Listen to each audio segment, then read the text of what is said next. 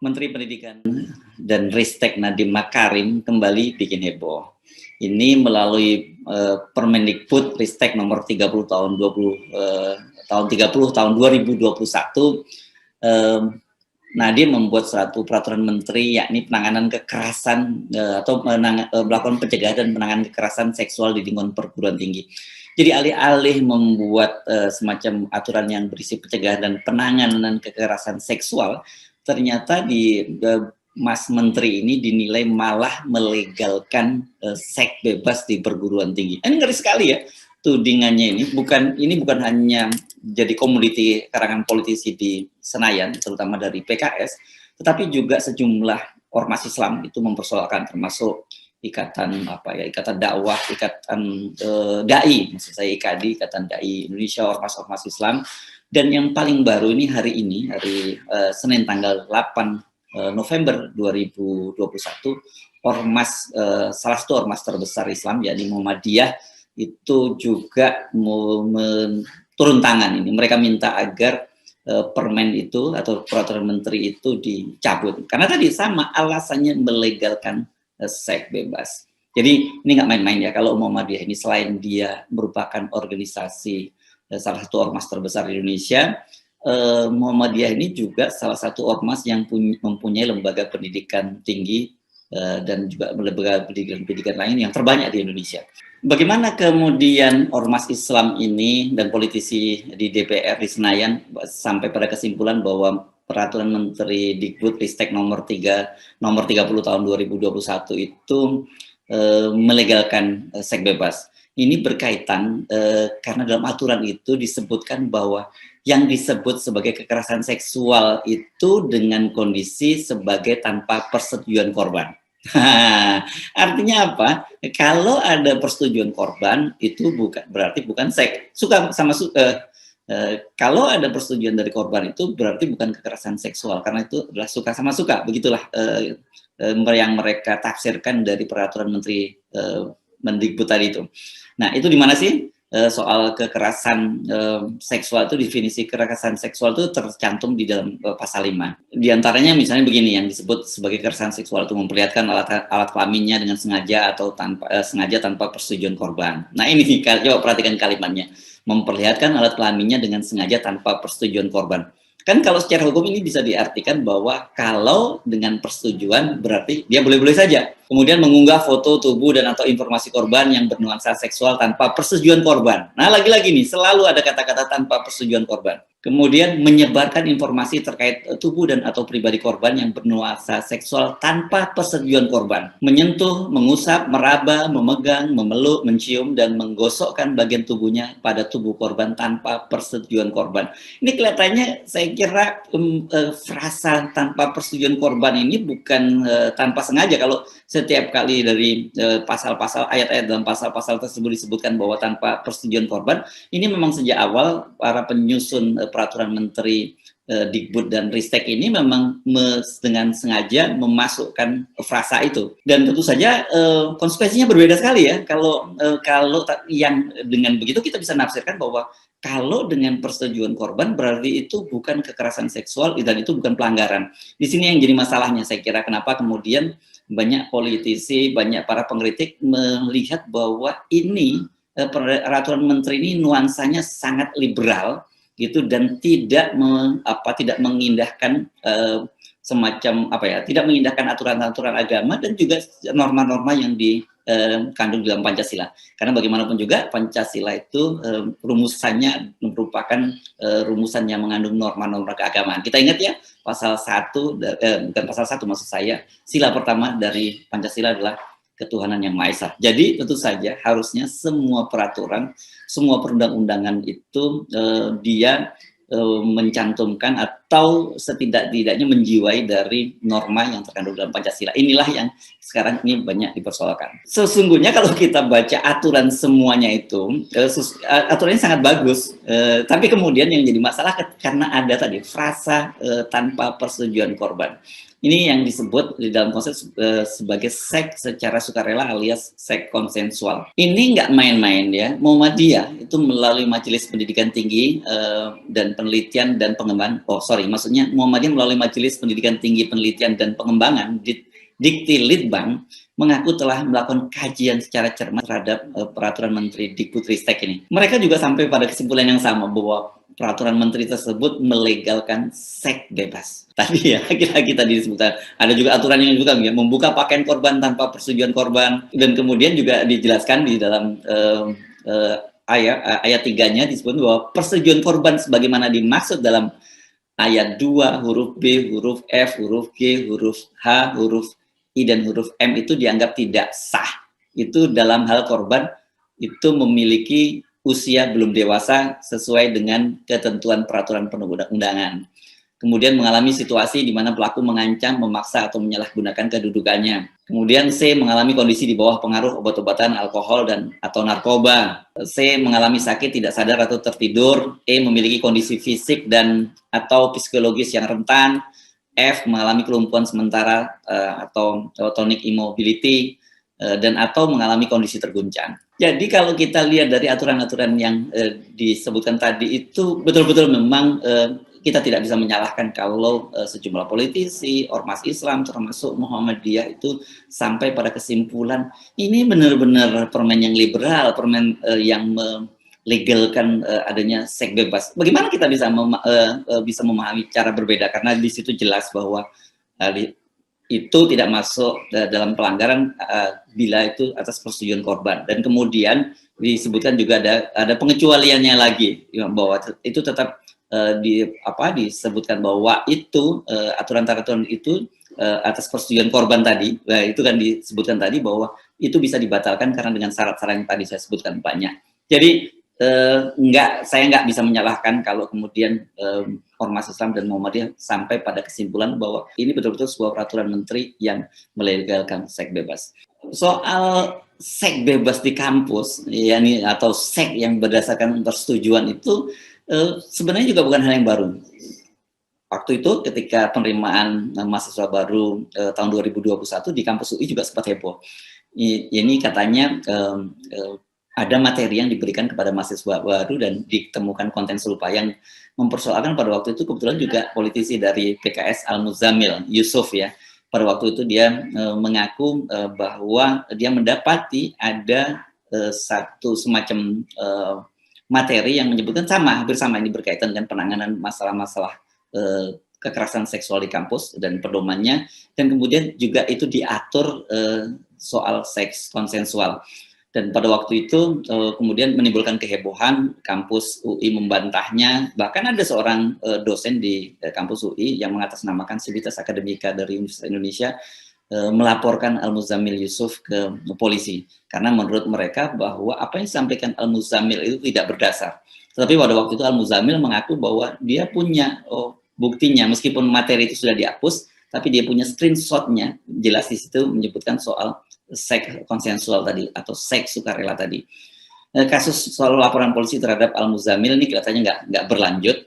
Saya tidak tahu apa masalahnya, tetapi yang jelas pada waktu itu masalah seks konsensual ini juga sudah membuat heboh di kampus UI. Kalau soal kembali lagi ke Mas Menteri Pendidikan Kebudayaan yang sekarang ini jabatannya bertambah karena tambah Ristek ya, Kementerian Riset dan Teknologi, karena setelah dilebur Kemendikbud dan digabung dengan Ristek, itu dia seringkali membuat kehebohan itu. Anda ingat nggak waktu itu ketika ada heboh dari orang tua murid di sebuah SMKN di Padang, di Kota Padang, Sumatera Barat, melaporkan bahwa dia menolak menggunakan jilbab. Mas Nadiem pada waktu itu bereaksi sangat keras, dan kemudian dia sampai membuat surat keputusan bersama atau SKB 3 Menteri bersama dengan Menteri Agama, Menteri Dalam Negeri, yang melarang sekolah-sekolah negeri itu membuat aturan yang mewajibkan menggunakan simbol-simbol keagamaan untuk para siswa dan siswinya. Yang dalam hal ini jelas yang dimaksud dalam kasus di Padang adalah menggunakan jilbab. Walaupun sebenarnya kemudian fakta yang terungkap bahwa sebenarnya itu tidak ada kewajiban seperti itu. itu diwajibkan untuk mereka yang beragama Islam. Tetapi sudah terlanjur kemudian muncul SKB-nya, dan SKB ini juga sempat digugat oleh masyarakat Minang. Nadiem juga beberapa waktu yang lalu sempat mengundang kemarahan sejumlah ormas penyelenggara pendidikan. Ini bukan hanya ormas Islam nih ya, karena ormas-ormas Kristen dan Katolik yang menyelenggarakan pendidikan juga memprotesnya. Mereka ini waktu itu akan menghapus BOS atau bantuan operasi sekolah untuk sekolah-sekolah yang muridnya di bawah 60 orang pada waktu itu. Dengan mudahnya Kemendikbud menyarankan agar sekolah-sekolah ini yang muridnya kurang dari 60 orang itu untuk melakukan merger. Padahal Anda bayangkan ini kalau nanti yang dipersoalkan waktu itu bagaimana mungkin misalnya sekolah-sekolah Muslim dan sekolah-sekolah non-Muslim yang kebetulan mereka punya satu sekolah di daerah yang sama, kemudian diminta merger. Ini kan memang betul-betul kacau balau. Dan seperti kita ketahui, banyak sekali ormas-ormas ini, baik Islam maupun non-Islam, termasuk Kristen dan Katolik, ini kan ada semacam apa ya namanya, lembaga untuk misi pendidikan gitu. Justru mereka membangun sekolah-sekolah terpencil, dan hampir dipastikan itu muridnya memang kurang dari 60 orang. Dan kalau toh diminta merger, itu lokasi mereka ini itu sangat berjauhan.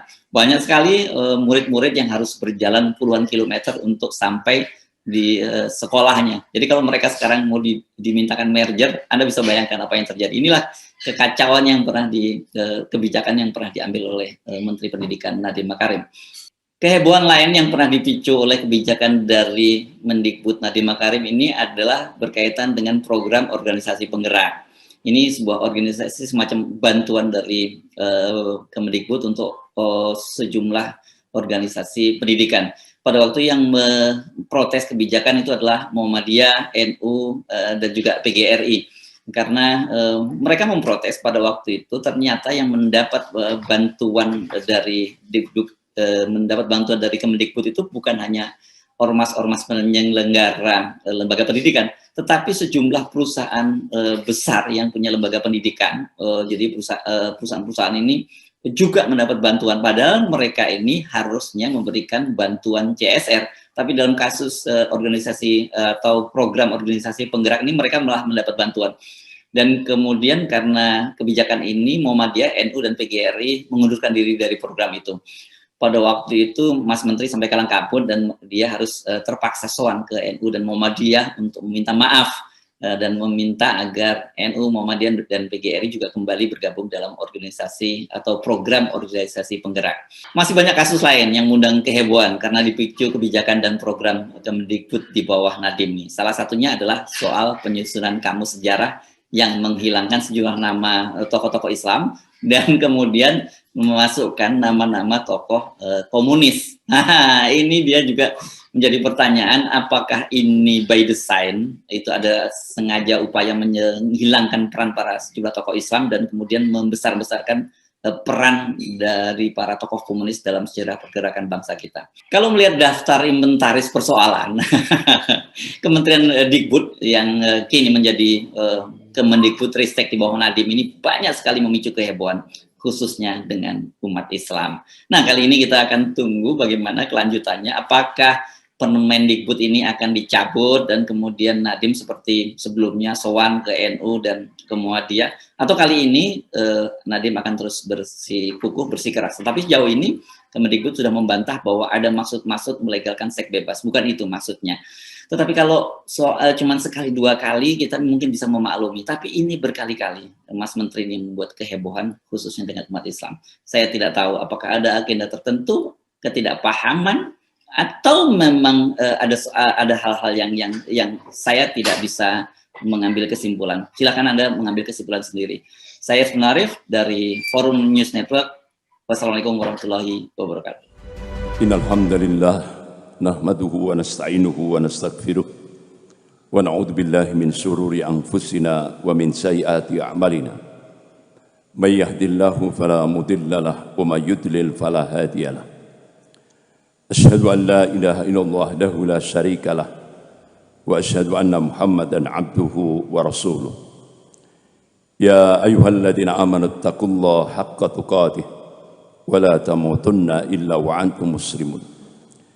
Ya ayyuhan nasu taqu rabbakum alladzi khalaqakum min nafsin wahidah وخلق منها زوجها وبث منهما رجالا كثيرا ونساء واتقوا الله الذي تسألون به والأرحام إن الله كان عليكم رقيبا يا أيها الذين آمنوا اتقوا الله وقولوا قولا سديدا يصلح لكم أعمالكم ويغفر لكم ذنوبكم ومن يطع الله ورسوله فقد فاز فوزا عظيما أما بعد فإن أصدق الحديث كتاب الله وخير الهدي هدي محمد صلى الله عليه وسلم وشر الأمور محدثاتها وكل محدثة بدعة وكل بدعة ضلالة وكل ضلالة في النار.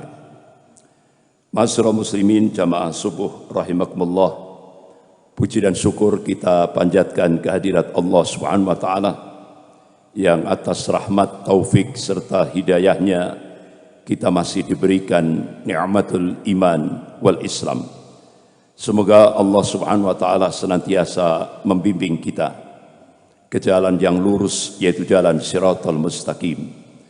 Dan semoga Allah Subhanahu wa taala senantiasa memberkahi dan merahmati kehidupan kita sampai kita menghadap kehadirat Allah penuh dengan ridho dan ampunannya. Amin ya rabbal alamin. Salawat serta salam semoga tetap tercurahkan pada Rasulullah sallallahu alaihi wasallam beserta keluarga, para sahabat dan pengikutnya yang senantiasa istiqamah dalam memperjuangkan syariahnya, dalam menegakkan sunnah-sunnahnya sebagaimana pemahaman para salafus saleh. Ma'asyiral muslimin jamaah subuh rahimakumullah, Rasulullah sallallahu alaihi wasallam mengingatkan kepada umatnya, qala Rasulullah sallallahu alaihi wasallam, man asbaha bi amril mu'minin falaysa minni, rawahu Ahmad. Barang siapa yang bangun pagi hari dia tidak peduli terhadap problem-problem umat, Rasulullah menegaskan falaysa minni, mereka bukan golonganku. Alangkah ruginya kita hidup sekali di dunia ini tidak dimasukkan ke dalam golongan Rasulullah sallallahu alaihi wasallam. Oleh karena itu, subuh kali ini saya mencoba untuk mengajak ittiba kepada mutaba'ah kepada Rasulullah sallallahu alaihi wasallam. Kita mencoba untuk membahas tentang masalah ummah, tentang problematika umat kontemporer atau kekinian. Bahkan Al-Imam Ibnu Katsir rahimahullah dalam kitabnya Al-Bidayah wan Nihayah, bahkan bisa kita lihat dalam kitab Sahih Bukhari, Yaumil Isnin, hari Senin 12 Rabiul Awal, di penghujung waktu duha, saat Rasulullah menghadapi syakaratul maut, satu peristiwa besar yang dialami Rasulullah sallallahu alaihi wasallam. Saat beliau menghadapi syakaratul maut, terucap ucapan beliau, ummati, ummati, ummati. Jadi saat menghadapi syakaratul maut, Rasulullah masih memikirkan umatnya. Jadi ketika kita memikirkan umat saja, insya Allah dapat pahala. Apalagi kita action, berbuat di tengah-tengah umat. Insya Allah, terlebih pada bulan Ramadan yang mubarak ini. Ma'asyiral muslimin, jamaah subuh rahimakumullah. Problematika umat kontemporer, terlebih ketika kita mencoba untuk melihat potret Indonesia kekinian. Saat Indonesia berubah kiblat ke Cina, ada dampak, ada implikasi Polisos Hankam. Itu yang disampaikan oleh Staf Panglima TNI, yaitu Bapak Mayor Jenderal Aditya Warmantoha di Masjid Al-Azhar, Jakarta Selatan. Ma'asyiral muslimin jamaah subuh rahimakumullah. Saat kita melihat Indonesia sekarang ini dalam posisi dilematis, saat bahkan ada sebuah nota diplomatik dengan kode referensi Beijing 1448. Di dalamnya isinya Kementerian Luar Negeri Cina dan Kementerian Luar Negeri Amerika sepakat untuk melakukan akselerasi, yaitu percepatan untuk menjadikan Indonesia menjadi sebuah negara sekuler. Dan ini kebalikan dari apa yang ada di Turki. Kalau di Turki dalam waktu 50 tahun berubah dari sekuler ekstrim menjadi Islami yang digerakkan oleh Presiden Turki Tayyip Erdogan. Bahkan beberapa tokoh-tokoh nasional dari Indonesia, salah satu di antaranya Profesor Didin Hafiduddin, Rektor Ibnu Khaldun Bogor, terbang ke Istanbul, Turki, mencoba untuk bertanya langsung kepada Presiden Turki Tayyip Erdogan, apa kiat rahasia untuk merubah Turki dari sekuler ekstrim menjadi Islami? Ternyata ada tiga yang digerakkan oleh Presiden Turki Tayyip Erdogan. Yang pertama, gerakan sholat subuh berjamaah. Kemudian yang kedua, gerakan zakat, infak, dan sedekah. Kemudian yang ketiga, yaitu menyambung silaturahim, membangun silaturahim antara umara dan ulama, antara ormas-ormas Islam, tokoh-tokoh Islam, aktivis-aktivis Islam. Sehingga dalam waktu 50 tahun Turki berubah dari sekuler ekstrim menjadi Islami. Bahkan Turki sangat disegani di seluruh dunia sekarang ini. Beda dari Turki yang dulu. Tapi ketika kita melihat potret Indonesia kekinian, ini kebalikan dari Turki. Dari Islami akan dijadikan menjadi sekuler. Sehingga akhirnya kita bisa melihat perubahan ini tahap demi tahap, terstruktur, sistematis, dan masif. Saat Profesor Yudian Wahyudi diangkat menjadi Ketua Dewan Pembinaan Ideologi Pancasila, dari situlah start awal. Keluarlah sebuah statement, agama musuh terbesar Pancasila. Kalau dulu di Indonesia, itu komunisme, itu musuh terbesar Pancasila. Tapi sekarang agama itu musuh terbesar Pancasila. Bahkan kalau dulu kita lihat musuh terbesar Pancasila itu adalah PKI dan penista agama.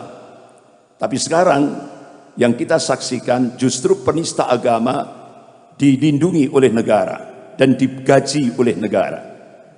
Sebagaimana yang kita saksikan mulai dari Ade Armando, Abu Janda, Denny Sirgar, dan beberapa yang lain. Bahkan Majelis Ulama Indonesia Pusat berkirim surat ke Bareskrim Mabes Polri untuk menangkap Ade Armando. Karena apa? Dia dengan terang-terangan melecehkan Allah, melecehkan Rasulullah, melecehkan Al-Quran, melecehkan Islam, melecehkan ulama. Itu sudah berapa tahun sampai sekarang tidak digubris gitu. Bahkan Ade Armando sampai sekarang dilindungi oleh negara, digaji oleh negara. Nah inilah yang terjadi, belum lagi yang lain-lain. Inilah realitas yang ada. Ma'asyiral muslimin rahimakumullah. Bahkan statement terakhir Profesor Yudian Wahyudi sebagai Ketua Dewan Pembinaan Ideologi Pancasila, dia minta kepada seluruh umat Islam se-Indonesia untuk bergeser dari ketaatan pada kitab suci menjadi ketaatan kepada konstitusi. Artinya apa? Umat Islam di Indonesia ini diminta untuk mencampakkan Al-Quran dan As-Sunnah. Jadi taat kepada konstitusi ciptaan manusia. Itulah statement yang terakhir dari Profesor Yudian Wahyudi sebagai Ketua Dewan Pembinaan Ideologi Pancasila. Jadi benar-benar gerakan peminggiran agama sangat terstruktur, sistematis, dan masif. Bahkan sampai dalam lingkup pendidikan. Kita cukup kaget sekali roadmap pendidikan nasional 2020 sampai 2035 sudah tidak ada lagi agama. Sampai akhirnya dua ormas besar di Indonesia, Muhammadiyah dan Majelis Ulama Indonesia Pusat, bertanya langsung kepada Mendikbud Pak Nadiem Makarim, apakah dengan roadmap pendidikan nasional 2020 sampai 2035, artinya 15 tahun ke depan, ingin menjadikan generasi Indonesia menjadi generasi ateis, komunis? Tidak ada jawaban. Tapi akhirnya ujung-ujungnya muncullah sebuah peraturan pemerintah nomor 57 tahun 2021 Jadi standar pendidikan nasional sudah tidak ada lagi, yaitu mata pelajaran Pancasila dan bahasa Indonesia. Sudah dihapus. Inilah, jadi tahap demi tahap peminggiran agama ini terstruktur, masif, tersistematis dan masif sekali. Bahkan Dirjen Kemendikbud mengeluarkan Kamus Sejarah Indonesia. Jadi sekarang Kamus Sejarah Indonesia tidak ada lagi tokoh-tokoh Islam seperti Muhammad Natsir, pencetus NKRI, itu sudah tidak ada lagi. Hadratus Syekh Hasyim Asy'ari sudah tidak ada lagi. Kiai Haji Wahid Hasyim dari Nahdlatul Ulama sudah tidak ada lagi. Kiai Haji Mudzakir dari Muhammadiyah tidak ada lagi. Kiai Haji Agus Salim dari Serikat Islam sudah dihapus. Bahkan Buya Hamka sudah tidak ada lagi. Jadi yang dimunculkan kamus sejarah baru di Indonesia, yang dimunculkan oleh Dirjen Kemendikbud, ini justru DNID, tokoh-tokoh PKI, dan beberapa tokoh-tokoh PKI yang lain. Inilah kamus sejarah Indonesia yang baru, yang dimunculkan. Sehingga akhirnya beberapa ormas-ormas Islam protes, termasuk PBNU protes, tapi tidak digubris. Inilah yang terjadi. Jadi gerakan peminggiran agama ini benar-benar terus bergerak. Karena apa? Konsekuensi dengan nota diplomatik Beijing 1448, Indonesia wajib harus menjadi negara sekuler. Kalau Indonesia menjadi negara sekuler, otomatis komunis akan bangkit. Itu logika politiknya. Ma'asyiral muslimin jamaah subuh rahimakumullah. Bahkan kita cukup kaget sekali di Taman Mini Indonesia Indah dibangun monumen Laskar Cina Poh Antui, diresmikan oleh Menteri Dalam Negeri Pak Cahyokumolo. Pada saat peresmian itu disaksikan 9 naga dan Mendagri pidato. Dengan meresmikan Laskar Cina Poh Antui ini mengingatkan kembali siapa leluhur bangsa Indonesia. Jadi leluhur bangsa Indonesia itu Cina. Itu menurut Mendagri Pak Cahyokumolo. Sehingga akhirnya pakar-pakar sejarah di Jakarta, termasuk Pak Ridwan Saidi, itu budayawan Betawi, marah. Ini belajar sejarah dari mana Pak Mendagri ini? Marah betul. Bahkan beberapa tokoh-tokoh di Jakarta minta dihancurkan itu Laskar Cina Poh Antui, monumen Laskar Cina Poh Antui. Kenapa? Ternyata setelah diungkap sejarah, dan itu diungkap oleh Jenderal Ahana Sution, bahkan beberapa tokoh-tokoh yang sudah wafat, ternyata Laskar Cina Poh Antui itu diciptakan oleh penjajah Belanda untuk memata-matai pribumi, dipersenjatai oleh Belanda, penjajah Belanda. Bahkan Laskar Cina Poh Antui itu diperintah untuk menarik upeti terhadap pribumi, yang tidak mau langsung ditembak, dibunuh. Bahkan Laskar Cina Poh Antui melakukan yaitu pemerkosaan terhadap wanita-wanita pribumi. Dan itulah yang sejarah yang benar. Tapi sekarang dirubah jadi pahlawan. Begitu juga di Bandara Internasional Soekarno-Hatta Cengkareng dipasang baliho besar. Itu kalau pesawat landing itu nampak sekali baliho besar itu. Jadi nampak gambar Presiden Soekarno dan Hatta. Kemudian kanan kirinya pahlawan-pahlawan Indonesia. Sampai di tengah itu ada 2 tokoh Islam. Hadratus Syekh Hasyim Asy'ari, pendiri Nahdlatul Ulama. Kemudian Kiai Haji Ahmad Dahlan, pendiri Muhammadiyah. Tapi di bawah 2 tokoh Islam ini ada 2 foto, yaitu Musa dan DN Aidit. Jadi sekarang Musa dan DN Aidit dijadikan sebagai pahlawan. Astagfirullah. Sehingga akhirnya ormas-ormas Islam di Jakarta, tokoh-tokoh sejarah di Jakarta, minta baliho itu untuk segera diturunkan. Alhamdulillah, baliho itu segera diturunkan. Karena itu penggelapan sejarah. Ya, itu penggelapan sejarah. Ya, pemutar balikan sejarah. Bapak-bapak, ibu-ibu, saudara-saudara yang dirahmati Allah.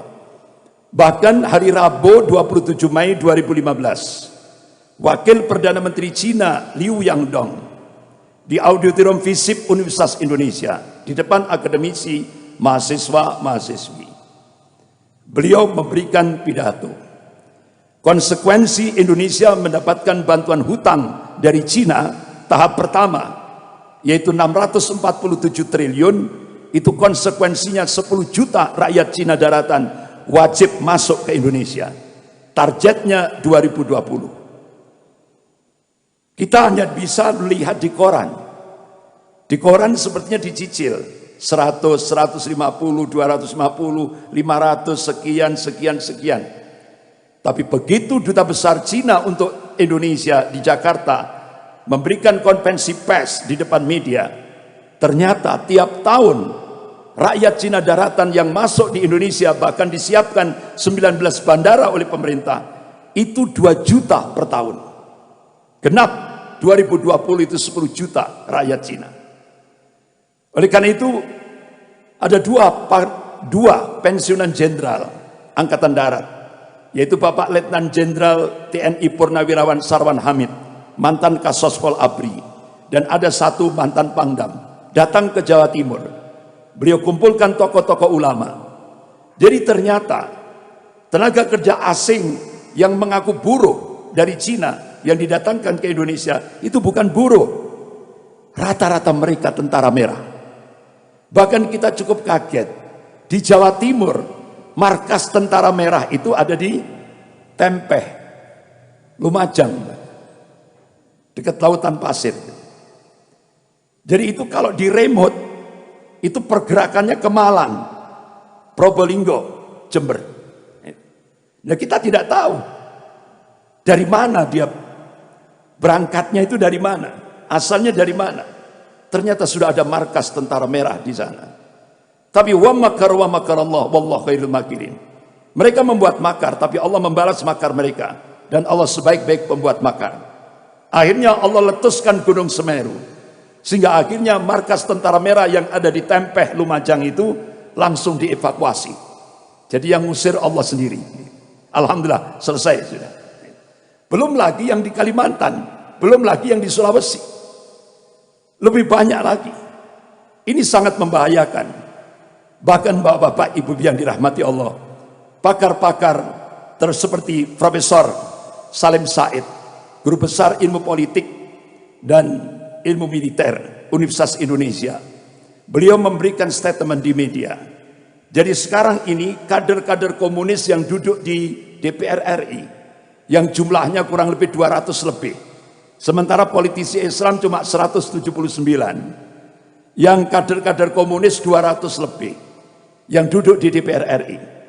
Bahkan kader-kader komunis pasca dihapuskan Litsus, jadi banyak kader-kader komunis yang menjadi bupati, wali kota, bahkan ada yang jadi gubernur.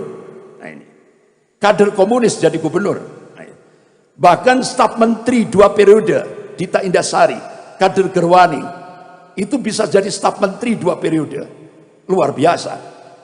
Nah, itu menurut Profesor Salim Said. Mereka sekarang balas dendam dengan menggunakan kekuasaan. Balas dendam terhadap kaum muslimin, Islam, dan ulama. Kira-kira terasa enggak itu? Terasa sekali. Ini yang ngomong Profesor Salim Said. Tidak sekedar ngomong, beliau punya data. Ya kan? Bahkan Profesor Nazaruddin Samsudin, guru besar ilmu politik Universitas Indonesia, tidak menutup kemungkinan Indonesia akan jadi Singapura kedua kalau umat Islam tidak bangkit. Jadi bapak-bapak, ibu yang dirahmati Allah, bahkan mantan ketua penasihat KPK, yaitu Bapak Dr. Abdullah Ehamahua, beliau menyampaikan, minta kepada ormas-ormas Islam di Indonesia untuk siaga 1. Siaga 1. Kenapa kok siaga 1? Tinggal tunggu giliran untuk dihabisi. Pertama HTI sudah, kedua FPI, nah sekarang targetnya Muhammadiyah, habis itu Majelis Ulama. Bahkan di DPR RI penghapusan, artinya pembubaran Majelis Ulama sangat masif sekali, terutama kader-kader komunis yang ada di DPR RI. Nah, bapak-bapak, ibu-ibu, saudara-saudara yang dirahmati Allah, sekarang apa yang bisa kita perbuat ketika kondisi realitas Indonesia kekinian seperti ini, potret Indonesia kekinian seperti ini? Apa yang bisa kita perbuat? Allah Subhanahu wa taala memberikan solusi syar'i dalam surah Al-Imran ayat 139. Allah berfirman, a'udzubillahi minasyaitonir rajim. Wala tahinu wala tahzanu wa antumul a'launa in kuntum mu'minin. Wala tahinu wala tahzan. Jangan kamu pesimis, jangan kamu lemah, jangan kamu merasa inferior, jangan kamu merasa marginal, wala tahzan, dan jangan kamu sedih. Wa antumul a'launa, sesungguhnya kamu itu tinggi. Coba kata a'la dalam bahasa Arab itu maknanya, yaitu dalam bahasa Arab itu isim tafdil. Artinya yang disifati oleh ayat itu bisa tinggi, bisa unggul. Pertanyaannya, kalau kita korelasikan di Indonesia, kapan umat Islam di Indonesia itu bisa tinggi? Kapan umat Islam di Indonesia bisa unggul? Kapan umat Islam di Indonesia bisa punya al-izzah, kewibawaan? Allah berikan kuncinya, in kuntum mu'minin, jika kalian beriman kepada Allah. Artinya, apa yang bisa kita perbuat? Dakwah tauhid harus terus kita gerakkan. Ini solusi yang pertama untuk menghadapi Indonesia kekinian. Dakwah tauhid terus kita gerakkan, jangan berhenti. Karena syarat mutlak kemenangan fid dunya wal akhirah itu adalah tauhid. Tauhid yang murni, tauhid yang bersih, tidak terkontaminasi dengan segala macam bentuk-bentuk kesyirikan. Pasti menang. Karena apa? Kita diyakinkan oleh Allah, wa man nasru illa min indillahil azizil hakim. Jadi kemenangan itu datangnya dari Allah, bukan dari manusia yang maha perkasa lagi maha bijaksana. Bahkan Allah berjanji, wa kana haqqan alaina nasrul mu'minin. Kewajiban kami, kata Allah, membela, memenangkan golongan mukmin. Ini motivasi, spirit yang diberikan oleh Allah. Kita tidak boleh pesimis, kita tidak boleh lemah.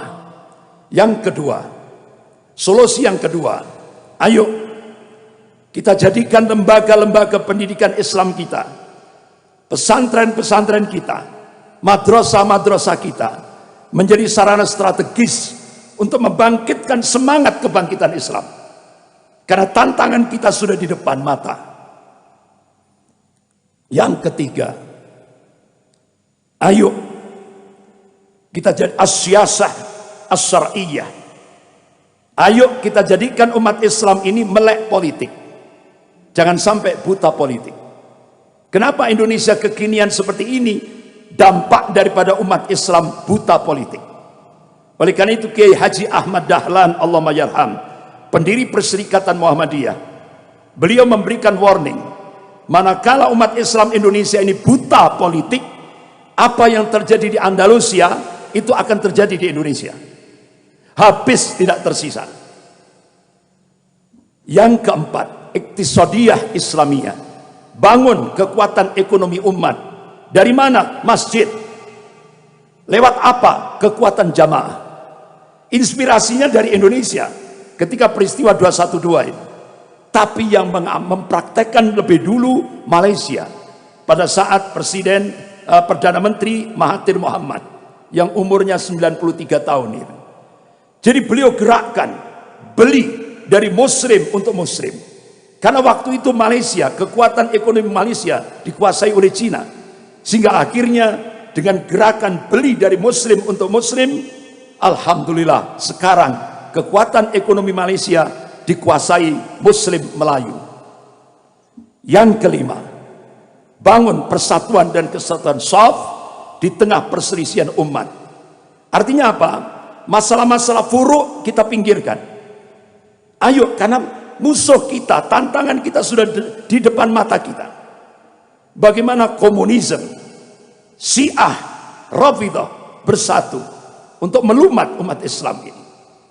Oleh karena itu, apa yang diingatkan oleh Rasulullah SAW 1442 tahun yang lalu sudah nampak terjadi di Indonesia ini. Kalau Rasulullah SAW, yusiku antada'a alaikumul umamu min kulli ufukin.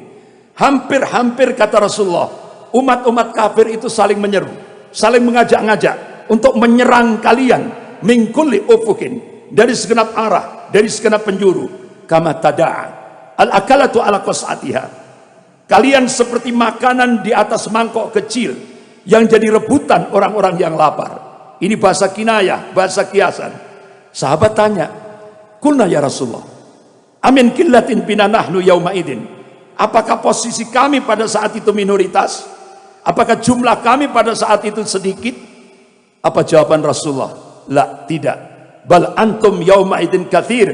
Kalian mayoritas, jumlahmu banyak. Walakinnakum gutsaun ka gutsa'is sail. Tapi kualitasmu seperti buih. Kualitas buih itu tidak punya prinsip, tidak punya jati diri, mudah diombang-ambingkan oleh musuh-musuhnya. Nah, hadis ini bukan justifikasi, bukan pembenaran, tapi ini warning, peringatan dari Rasulullah.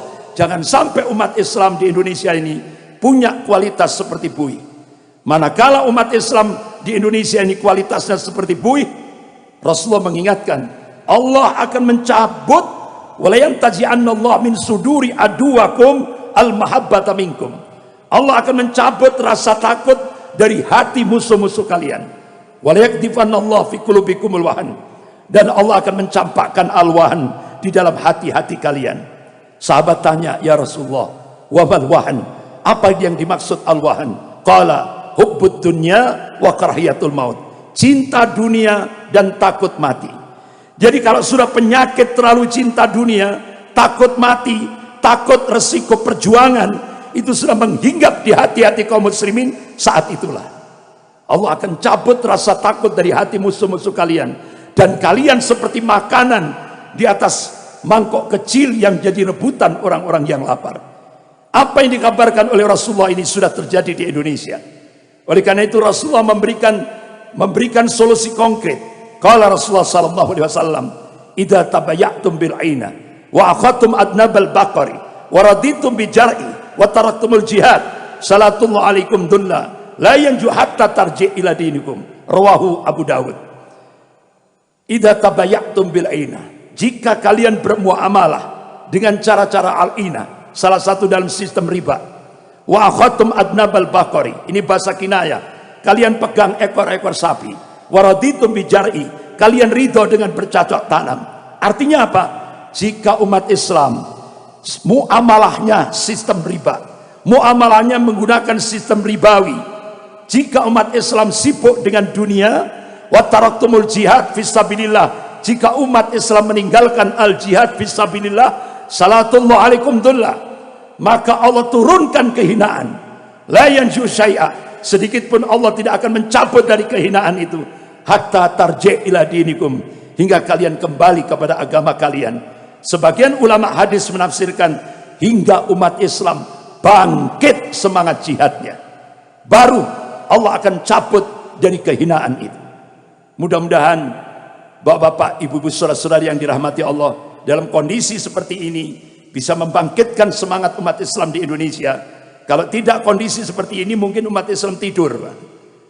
Oleh karena itu dengan kondisi seperti ini, insya Allah bisa membangkitkan semangat umat Islam untuk berjuang, dan berjuang. Karena insya Allah, yakinlah Allah subhanahu wa ta'ala akan memenangkan perjuangan kaum muslimin. Karena yakin, karena Allah meyakinkan itu. Dan Allah berjanji, dan janji Allah pasti. Innallaha la yukhliful mi'ad, Allah tidak akan mengingkari janjinya. La tabdila di kalimatillah, tidak ada perubahan akan kalimat-kalimat Allah.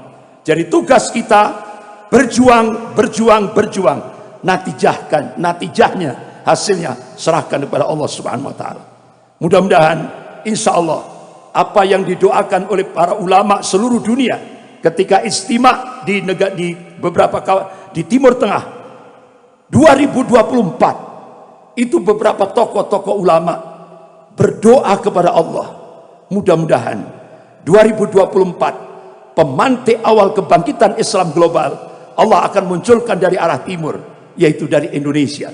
Bahkan Sekjen, Wakil Sekjen Rabithah Ulama Palestina, Syekh Dr. Abu Bakar Al-Awawidah datang ke Indonesia bulan Juli 2015. Beliau melakukan kajian riset beberapa kitab-kitab yang ditulis ulama-ulama Ahlus Sunnah, dan beliau yakinkan insya Allah mudah-mudahan ke depan Indonesia akan dijadikan, artinya apa? Umat Islam Indonesia akan dijadikan oleh Allah untuk menjadi pemantik awal kebangkitan Islam global, yang puncaknya itu sebagaimana disabdakan oleh Rasulullah. Qala Rasulullah sallallahu alaihi wasallam, bi Baitil Maqdis wa akna fi Baitil Maqdis. Ini hadis sahih rawahu Ahmad. Jadi puncak kemenangan Islam di akhir zaman Allah takdirkan di Baitul Maqdis Palestina, bukan di Mekah, bukan di Madinah. Ini yang ditakdirkan oleh Allah Subhanahu wa taala. Tapi pemantik awalnya itu yang diharapkan oleh ulama-ulama seluruh dunia. Mudah-mudahan muncul dari arah timur, yaitu Indonesia. Dan mudah-mudahan insya Allah itu diawali dari Masjid Sabilis Salam. Allahu Akbar. Sekian, lebih kurangnya saya mohon maaf. Astaghfirullahaladzim. Subhanakallahumma wa bihamdik. Asyhadu an la ilaha illa anta astaghfiruka wa atubu ilaik. Wabillahi taufiq wal hidayah. Wassalamualaikum warahmatullahi wabarakatuh.